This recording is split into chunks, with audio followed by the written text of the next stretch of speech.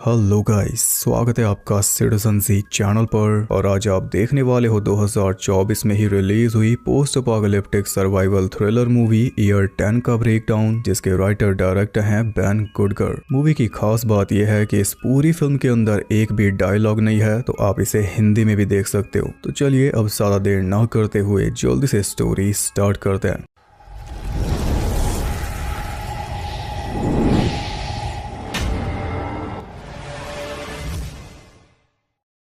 वो स्टार्ट होती है एक ऐसे टाइम में जब ज्यादातर इंसानी पॉपुलेशन खत्म हो चुकी है। कोई ऐसा खतरनाक इवेंट हुआ था जिसने एक ही दिन में सब कुछ खत्म कर दिया था, जैसा कि मूवीज के अंदर अपोकलिप्स में होता ही है। उस इवेंट के बाद सारे रिसोर्सेज खत्म हो गए थे, जिनमें सबसे मेन है खाना। तो जिंदा रहने के लिए शुरू में इंसानों ने मुर्दों को खाना शुरू किया, जैसे कि अगर ग्रुप का कोई मर गया तो उसे खा गए। लेकिन बढ़ते बढ़ते बात यहाँ तक पहुंच गई कि अब उस इवेंट को हुए 10 साल बीत चुके हैं और 10वें साल तक इंसान को खाने लगा है। यानी जो थोड़ी बहुत इंसानी पॉपुलेशन बच गई थी उसका भी खत्म होना तय है, क्योंकि वो एक दूसरे का शिकार कर रहे हैं। कैनिबलिज्म पीक पर है। अब सर्वाइवल का सिर्फ एक सिंपल सा रूल बचा है, मारो या मरो, शिकार करो या शिकार बनो। ऐसे टाइम में एक फादर अपने बेटे जेक को साथ लेकर शिकार पर निकला है, और ये उन कुछ गिने चुने इंसानों में से है जो अब भी इंसानों को नहीं खाते। ये जानवर के शिकार पर निकले हैं और शिकार करने के लिए इनके पास बस तीर कमान है। ऐसा ही कुछ अभी हाल ही में आए 28 ईयर्स लेटर के ट्रेलर में भी देखने को मिला है, और उसे देखकर लोग यही सवाल कर रहे हैं कि ये आदि मानव टाइप क्यों दिखाया जा रहा है सब कुछ। तो इसका जवाब दोनों मूवीज के टाइटल में है। जो भी सुविधाएं इंसान ने बनाई थी, अपोकलिप्स के बाद वो सारी सुविधाएं खत्म हो जाती हैं, जैसे बिजली, नेटवर्क, गोलियां, दवाइयां, फ्यूल, जिस वजह से हमारी प्यारी चीजें किसी काम की नहीं रहती। फोन, गाड़ियां, गन्स, इंस्टाग्राम वगैरह। बस इसी के चलते इंसान को फिर से बेसिक्स पर आना पड़ता है। तीर कमान, घोड़ा गाड़ी, खाने के लिए हंटिंग और फार्मिंग। द वॉकिंग डेड देखने वाले जानते हैं, वैसा ही कुछ इस मूवी में दिखाया जा रहा है। शहरों में अब कोई नहीं रहता, क्योंकि फैसिलिटीज खत्म तो शहर खत्म।